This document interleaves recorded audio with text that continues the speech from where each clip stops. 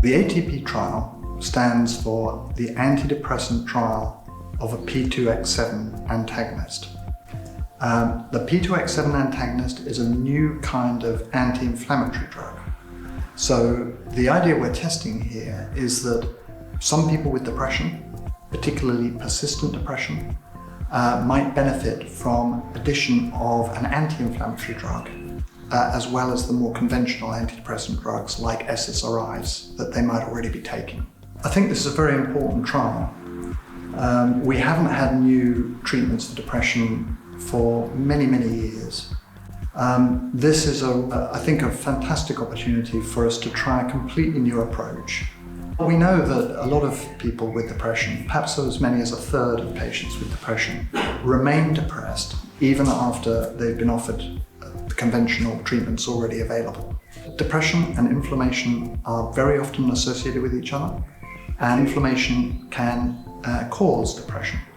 So we hope that we can use that new knowledge to treat depression a bit differently in the future than we have in the past, and that anti-inflammatory drugs like the P2X7 antagonist that's at the heart of the ATP trial will give patients a new opportunity, a new way forward, and a way out of persistent depression, which is otherwise rather difficult to treat. So I think we have to remember that as GPs, about 1 in 4 or 5 of patients we see have a mental health need. And of course, depression particularly is very common. About a third of the patients that we see don't respond to current treatments. So that would be antidepressants or talking therapies. So we really need to look at alternatives to make sure we treat as best we can.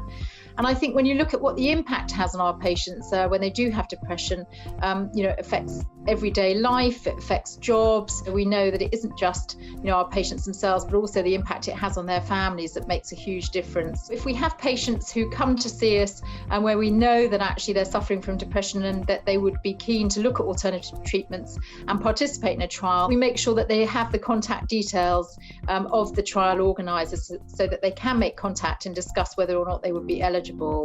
And I think a lot of patients that I see, really, when they understand the reason for doing a trial, are really, really keen to help. And particularly if they suffer from something like depression, they're really keen to find new treatments. For all of us GPs too, we're very keen to support patients to access trials if that's what they want to do and they're happy to participate.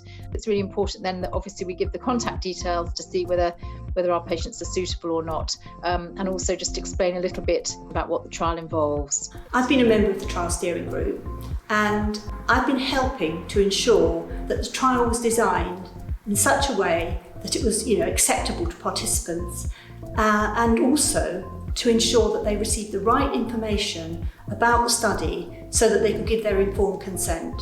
The onset of my depression, it was actually clinical depression, was triggered by a viral illness. And I was treated with a succession of antidepressants. They all came with unpleasant side effects and failed to lift my mood.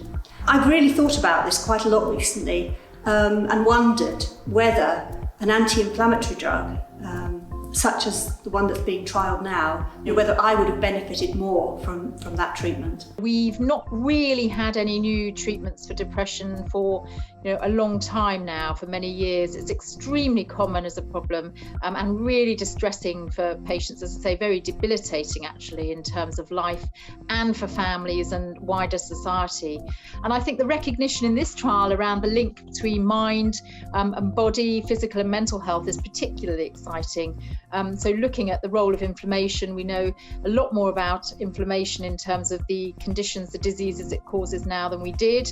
And it's a huge opportunity to really revolutionise treatments for depression and hopefully other mental health conditions as well, which, as I say, affects so many and are such a big cause of disability worldwide. The trial is very much a national collaboration, so we have 5 centres around the UK that are working together to do this, in Glasgow, Cardiff, Oxford, London and in Cambridge. The reason we're reaching out particularly to general practice is because we know that a lot of people with persistent depression, they're seeing their GPs on a regular basis, and we hope very much that general practice colleagues around the country will help us find the patients that might most benefit from the treatment we're testing.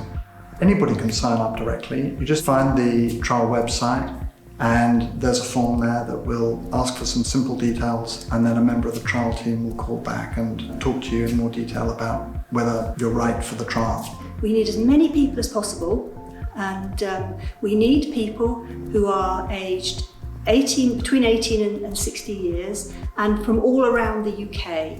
It's that wide range of experiences that we really need, because the more people that take part, the more we are going to understand what works for whom. And in that way, it'll be possible to design treatments that are much more tailored to people's needs and, person-centered treatment, which is what everybody wants.